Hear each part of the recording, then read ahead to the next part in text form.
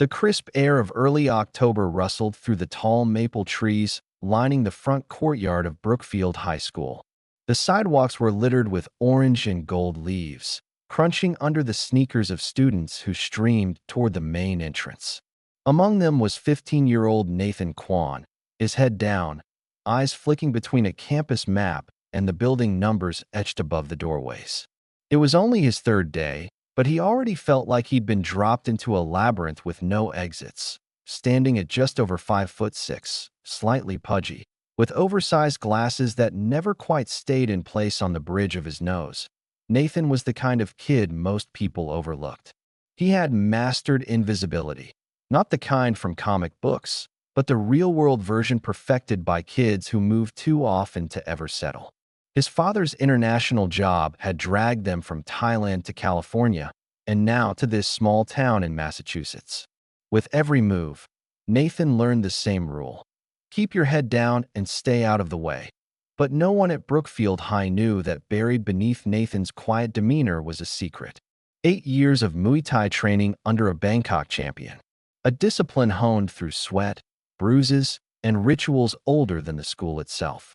His father had enrolled him in martial arts not because he wanted a fighter, but because he wanted his son to be able to protect himself in a world that wasn't always kind.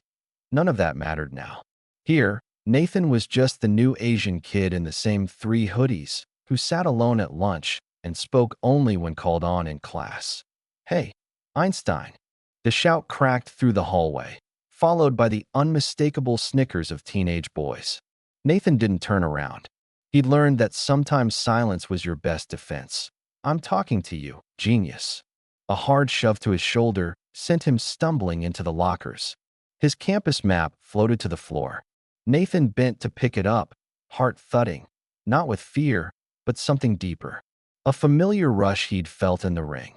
"Dude, I heard you aced that pop quiz in Peterson's class," the voice sneered. "That means you're doing my homework next." The speaker stood over him, tall and athletic with slick hair and a cocky grin. Lucas Trent, junior quarterback and the undisputed prince of Brookfield. His 2 sidekicks weren't far behind. Bryce Malone, wiry with a nose permanently scrunched like he was smelling garbage, and Jason Reed, thick-necked and eager to crack his knuckles for effect. Nathan looked up but said nothing. He retrieved his map and turned away. "Where do you think you're going?" Lucas's voice dripped with mock offense. "That's not how this works, new guy." He caught Nathan by the hoodie, spinning him around. Around them, students stopped walking. A hush fell. One of the onlookers was Sarah Bennett, Nathan's lab partner in biology. She'd been the only one to speak to him kindly since his arrival. Now she clutched her books tightly, lips parted, uncertain whether to speak or stay out of it. Nathan considered his options. He knew what he could do.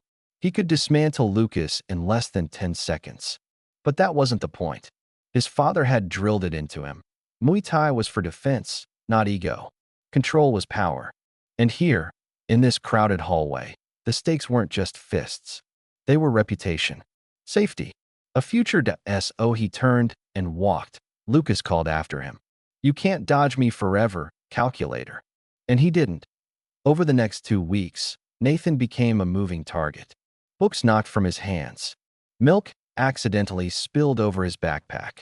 Rumors whispered in hallways that he'd been expelled from his last school for cheating. He found his locker vandalized with crude sketches and racial slurs. Still, he didn't retaliate. Every night, in the small apartment he shared with his father, Nathan would wrap his hands, roll out the mat in his room, and go through the motions. Elbows, knees, shadowboxing into silence. Each strike a prayer for patience. His father, David Kwan, noticed the fatigue in his son's eyes, but didn't pry. After the incident back in California, a fight Nathan had won too cleanly, too publicly, he'd sworn to stay uninvolved unless absolutely necessary. "Your hands are your legacy," he would say, "but your mind is your future." The school library became Nathan's haven. Tucked among shelves of physics books and biographies of historical warriors, he found peace. That was where Sarah approached him. "No one would blame you if you punched that guy in the throat," she said, sitting down across from him with zero preamble. Nathan blinked. Lucas. She rolled her eyes. Who else? Everyone knows he's awful. Even the teachers. But his dad bought the science wing and sponsors the football team. So, she trailed off. Nathan closed his book. Why are you telling me this? Because you're different, she said. You don't look scared of him. Just waiting. His heart skipped. I'm not waiting for anything, he said too quickly. Sarah raised a brow. Sure. She stood to leave, then paused. Some of us would love to see someone stand up to him. Just saying. That weekend, Nathan barely slept. He replayed every insult, every shove. He remembered California, the expulsion, the whispers, the decision to start over. He also remembered his trainer's voice. 3 questions before every fight. Is it necessary? Is it fair? Can you stop when it's done? Monday arrived like Judgment Day. He saw them by the cafeteria doors. Lucas, Bryce, and Jason, arms crossed, waiting. Nathan kept walking. Lucas stepped into his path. You got my lunch money, champ? Nathan met his gaze. No, Lucas's smirk faded. That wasn't a request. Around them, students slowed, watching. Sarah was nearby, her expression tense. Nathan took a breath. I said no. Bryce snorted. You're feeling brave today. Lucas grabbed Nathan's tray and tossed it to the ground. The cafeteria went silent. Nathan didn't flinch. You know what happens next? Lucas asked. Yes, Nathan said softly. I do. Lucas shoved him. Say goodbye to those glasses. Nathan didn't resist. You don't have to do this. Wrong, Lucas growled. He drew back his fist. Is this necessary? Yes. Is my response fair? Yes. Can I stop? Yes. Nathan moved. A subtle pivot, wrist twisted, redirecting force. Lucas stumbled past him, missing completely. Gasps echoed. Someone dropped a fork. Lucas charged again, humiliated. Bryce lunged from the side. Nathan ducked. Jason tried to grab him. Missed. In less than 10 seconds. The 3 boys were a pile of limbs and spilled milk on the floor. The cafeteria erupted. Lucas roared, charging once more. Nathan dropped him with a sweep. One move. Controlled. Efficient. The quarterback hit the tiles with a loud thud. Nathan leaned down, pinning Lucas with a forearm across his chest. I asked you to stop. Lucas stared, stunned. He'd never felt powerless before. Not like this. Nathan Kwan. The voice of Principal Rollins cut through the noise. Let him go. My office. Now. Nathan stood calmly, hands raised. He attacked me. Lucas blurted. He's some freak ninja. Rollins looked unimpressed. I've got video. Half the cafeteria filmed it. Move. Inside the office, Lucas tried to lie. But the truth unraveled fast. Dozens of reports surfaced. Teachers admitted they'd looked away out of fear or pressure. But now they couldn't. Lucas's father stormed in, threatening lawsuits. But the evidence was overwhelming. Principal Rollins turned to him. Your son's lucky. Mr. Kwan chose restraint. In the end, both received detention. A symbolic gesture. But the real consequence was reputational. The power dynamic at Brookfield shifted, rumors swirled. Some said Nathan trained with the military. Others claimed he'd fought tigers. The truth, that he was a disciplined martial artist from Bangkok, was somehow even more impressive. Lucas never bothered him again. Neither did anyone else. Sarah found him in the library a few days later. You didn't destroy him. You could have.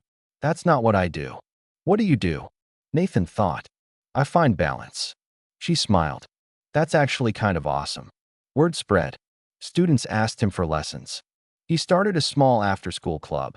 Nothing official, but enough to teach discipline and control to those who were curious. Not just fighting.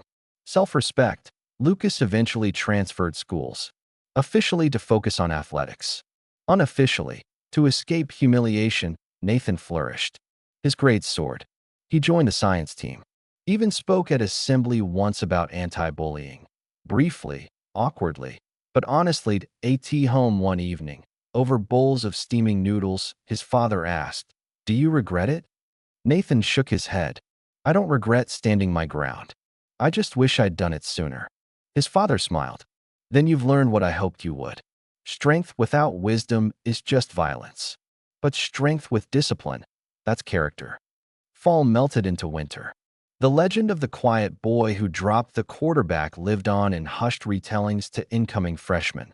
But for Nathan, it was never about the legend. It was the day he stopped hiding and began living as exactly who he was.